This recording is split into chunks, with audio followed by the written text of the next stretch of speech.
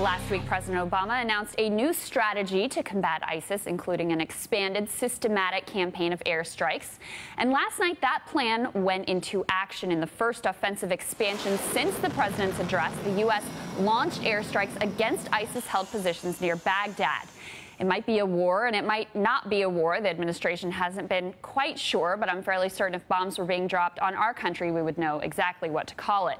Now, the president has been very repeatedly clear that outside of the 754 service members protecting diplomatic facilities and the 289 manning joint operations centers and the 100 at the Office of Security Cooperation and the 475 that were announced by the president in the address last week, outside of those folks, there will be absolutely no U.S. boots on the ground. We will not, he said, get dragged into another ground war in Iraq. And yet these words are hard to square with the pledge to degrade and ultimately destroy ISIL, when Secretary Kerry has been quite clear that airstrikes alone cannot defeat ISIS. And so far, the only folks in the region really stepping up to put boots on the ground are Iran and our friend Assad in Syria. In fact, just today, General Dempsey indicated he would recommend ground troops if airstrikes were unsuccessful. Already, we've gone from standing back in Iraq to taking action exclusively in the service of the humanitarian goal of rescuing the Yazidis facing extermination to, well, maybe we'll just help out with retaking the Mosul Dam and a few other things, to arming the Syrian rebels and leading a coalition in a military offensive to destroy ISIS.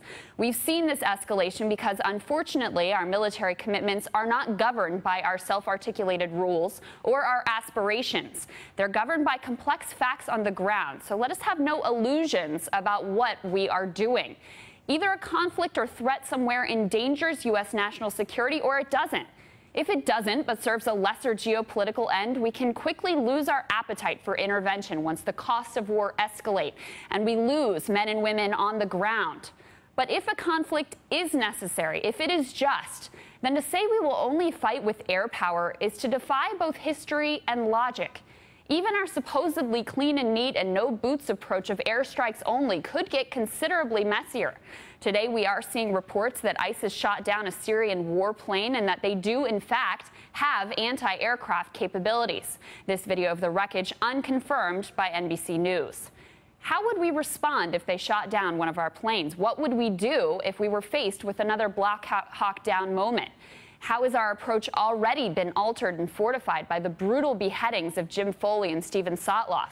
So as Congress hears testimony today and prepares to vote to train and arm Syrian rebels, as the administration looks for allies and launches an expanded campaign of airstrikes, let's just be totally clear. We are committing to a military conflict in Iraq and Syria that may involve U.S. troops on the ground and already involves a few. How far we go in, how long we stay, how much it costs in terms of lives and treasure, well, that will be determined by military necessity and on-the-ground reality, not by our best-case scenario or wishes of how we want the conflict to go. No one would have dreamed that the last Iraq conflict would cost $2.2 trillion and 190,000 lives. But just like you can't be half pregnant, there's no such thing as a little bit of war. All right, that does it for the cycle. Now with Alex Wagner, starts right now.